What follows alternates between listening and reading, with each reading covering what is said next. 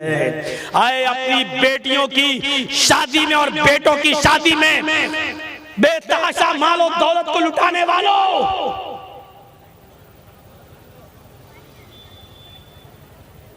हजारों सैकड़ों टन खाना बनाकर बर्बाद करने वालों, 10 और 15 लोगों के बीच में निकाह हो सकता है, 500 आदमियों की बारात ले जाकर लड़की वालों के घर में चोरों डाकुओं की तरह बनाकर लेकर खिलाने वालों, सुनो, जब अल्लाह की राह में सारा माल नहीं दिया जा सकता है तो तुम्हारी सैयारी और मक्कारी में फजूल खर्ची जायज कैसे हो सकती है?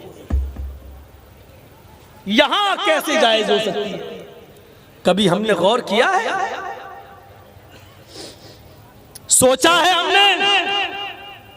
इस बात का एहसास नहीं होता। इतनी सी बात अगर हम सोच लें कि जब अल्लाह काब इब्न मालिक कितना अच्छा काम कर रहे थे, अल्लाह के रसूल आज तो मुझे एक नई जिंदगी मिल गई, इतना अच्छा मौका है हमारे लिए, जब अल्लाह ने मेरी तौबा कबूल कर ली तो मेरी खुशी में चाहता हूं कि सब कुछ दे दूं, लेकिन अल्लाह के रसूल ने कहा नहीं। देखिए वो कह रहे मैं सब कुछ अल्लाह की राह में दे दूं, और अल्लाह के नबी क्या कह रहे हैं? नहीं, तुम ऐसा नहीं कर सकते।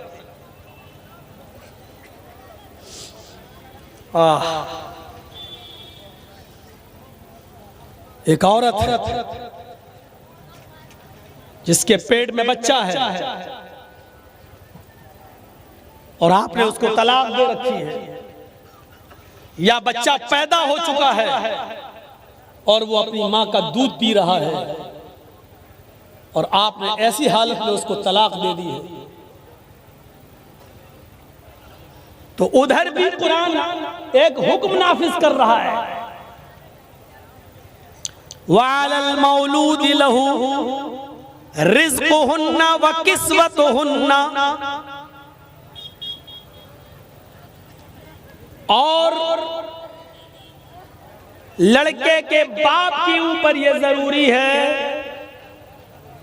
क्या जरूरी है? जिसका लड़का है यानी बाप के लिए जिसने तलाक दे दी है, कि जब तक वो बच्चा अपनी मां का दूध पिए रहा है, रिज़्क़ुहुन्ना व किस्वतुहुन्ना बिल मारूफ, उस औरत का रिज़्क़ यानी उस औरत का खाना पानी और उसका कपड़ा, ये बाप की जिम्मेदारी है, ये मर्द की जिम्मेदारी है कि वो उस औरत को देगा जिसके पास बच्चा है, और अगर वो दूध पिला रही है तो दूध पिलाने का खर्चा भी देगा।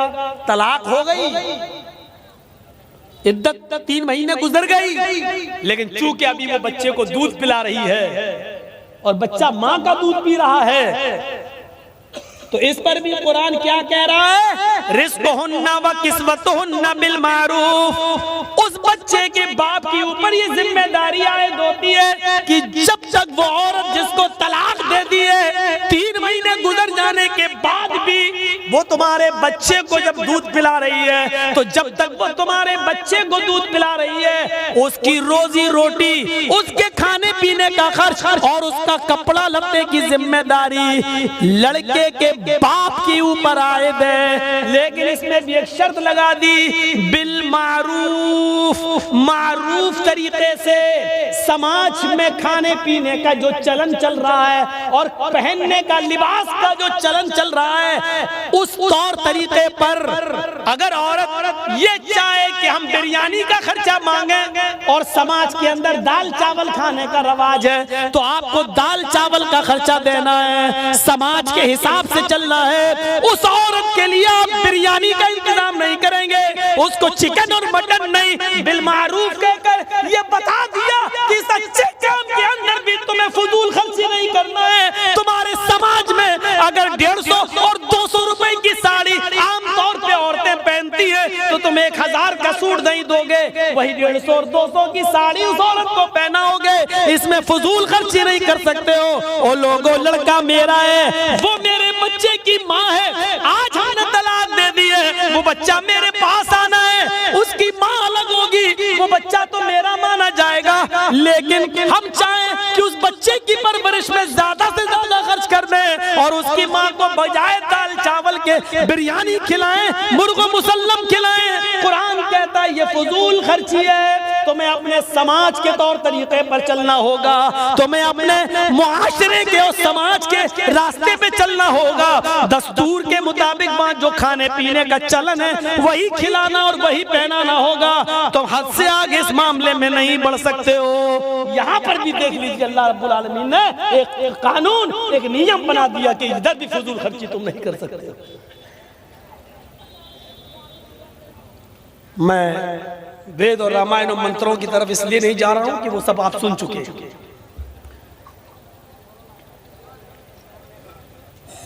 तारीखी तकरीर, ऐतिहासिक तकरीरें हो चुकी हैं। मैं समझता हूं कि उसकी जरूरत नहीं है। आज की तरह कुरान की आयतें तो शायद मैं किसी जलसे में पढ़ी भी नहीं है। सिर्फ कुरान की आयतें भी लेके चल रहा हूं। अभी आप रुकिए, अभी देखते जाइए। काब इब्ने मालिक ने सब खर्च करना चाहा, वहां रोक दिया। यहां अल्लाह ताला ने दस्तूर के मुताबिक औरत को कपड़ा और खाना देने का हुक्म दिया, उधर भी फजूल खर्ची से रोका। आइए एक वाकया और उसके बाद हम दूसरी तरफ आते हैं। एक वाकया, हजरत साद इब्ने अबी वक्कास बीमार हो गए।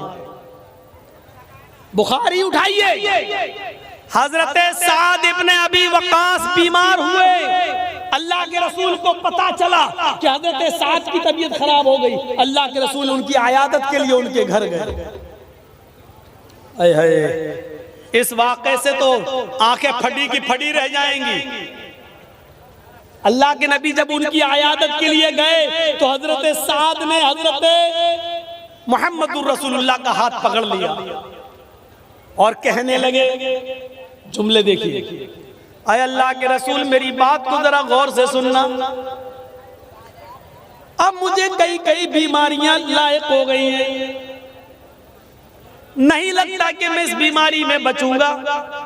खैर मौत और जिंदगी तो अल्लाह के हाथ में, जो आया है उसको एक दिन जाना है। अल्लाह के नबी कहते हैं साथ तुम जो कुछ भी बोल रहे हो इसमें कुछ भी झूठ नहीं है, जो आया उसको जाना है।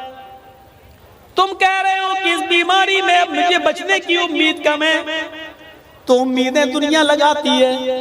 शिफा देने वाला अल्लाह है, जब वो तुम्हें शिफा देना चाहेगा तो शिफा दे देगा, और जब अपने पास बुलाना चाहेगा तो हमारी दुआएं भी तुम्हारे कोई काम ना आएंगी। ऐसा तुम कुछ और बात करना चाहते हो तो बताओ। हाँ अय अल्लाह के नबी, मौत और जिंदगी का तो कोई भरोसा नहीं, लेकिन आज मुझे एक बात कहनी है। अय अल्लाह के नबी, मेरी एक बेटी है, बस सिर्फ मेरी एक बेटी है। मैं उसकी शादी से फारिग हो चुका हूँ, वो भी पराए घर की हो चुकी है, वो भी शौहर वाली है, उसके भी बच्चे हैं, वो अपने ससुराल जा चुकी है, वो अपने शौहर के पास खुश है। अय अल्लाह के रसूल, मेरे पास मेरा एक ये मकान है, एक और मकान है, मेरे पास 2-3 बागात भी हैं, मेरे पास इसके अलावा भी कोई मिल्कियत है। मैं चाहता हूँ कि मेरी बेटी का तो निकाह हो गया है, अब तो कोई है नहीं, इसलिए मैं चाहता हूँ कि इंतकाल से पहले मैं सारा का सारा अपने घर और अपने मकान और अपनी मिल्कियत और अपनी प्रॉपर्टी, जमीन और जायदाद अल्लाह के नाम पे खर्च कर दूं, फी सबीलिल्लाह लुटा दूं, सब सदका कर दूं। अय अल्लाह के नबी कैसा रहेगा? अगर ये सही है तो मैं आपको दे देता हूँ, आप इसको दीनी काम में जहाँ लगाना चाहें लगा दें। अल्लाह के नबी फरमाते हैं, ऐसा तुम ऐसा हरगिज नहीं कर सकते। बुखारी के अल्फाज पर गौर करना, ऐसा तुम ऐसा हरगिज नहीं कर सकते। कहा अल्लाह के नबी, मैं चाहता हूं कि अपनी जिंदगी में कुछ न कुछ सदका कर लूं, क्या मैं सारा का सारा नहीं दे सकता? अल्लाह के नबी फरमाते हैं, नहीं, ऐसा तुम सारा का सारा नहीं दे सकते। तो कहा ठीक है अय अल्लाह के नबी, तो मैं अपने घर मकान मिल्कियत जमीन और जायदाद के 3 हिस्से कर लेता हूँ। इधर देखो, ये बात गौर से सुनो, मैं अपनी जमीन और जायदाद मिल्कियत के 3 हिस्से कर लेता हूँ, 3 हिस्से, 2 हिस्से मैं खर्च कर देता हूँ, 2 हिस्से का मैं सदका और खैरात कर देता हूँ, और एक हिस्सा अपने पास रख लेता हूँ जो मेरे मरने के बाद तरका हो जाएगा, मेरी बेटी में और मेरे रिश्तेदारों में बढ़ जाएगा। अल्लाह के नबी कहते हैं, आए साद तुम ऐसा भी नहीं कर सकते हो, अपनी मिल्कियत, अपनी प्रॉपर्टी, अपनी जमीनों जायदाद का 2/3 यानी 3 हिस्सों में से 2 हिस्से भी खर्च नहीं कर सकते हो।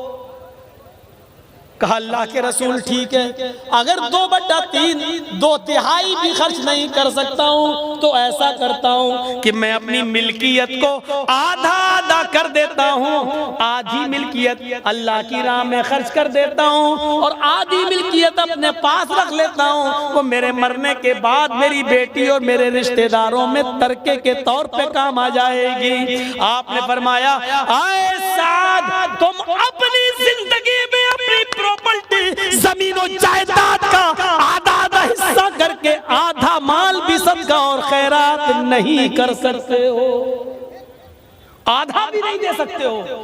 तो कहा अल्लाह के रसूल, अगर आधा भी नहीं दे सकता हूं तो ऐसा कर लूं कि मैं अपनी प्रॉपर्टी, जमीनों जायदाद और अपने मालो दौलत सबके 3 हिस्से करके 2 हिस्से, एक हिस्सा मैं अपने पास रख लूं, एक हिस्सा मैं खर्च कर दूं, 2 हिस्से मैं अपने पास रख लूं, एक हिस्सा मैं खर्च कर दूं, यानी 1/3, 3 हिस्से करके। अभी तो कह रहे थे कि 2 खर्च कर दूं, 1 रोक लूं, अब कह रहे हैं 3 हिस्से में से 2 खर्च कर दूं और 1 खर्च कर दूं और 2 रोक लूं, 1 खर्च कर दूं। तो अल्लाह के नबी क्या कहते हैं, आए साद इब्ने अबी वक़ास, हाँ अपनी प्रॉपर्टी, जमीनों जायदाद का 1/3 जिसका तुम हक रखते हो, 1/3 जिसका तुम हक रखते हो, उसकी वसीयत जिसको चाहो कर सकते हो, जिसको देना चाहो दे सकते हो, लेकिन 2 हिस्से तुम्हारे इंतकाल के बाद तुम्हारे रिश्तेदारों में तरके के तौर पे तकसीम होंगे। 1/3 हिस्सा तुम खर्च करना चाहो तो कर सकते हो, सदका और खैरात देना चाहो तो दे सकते हो,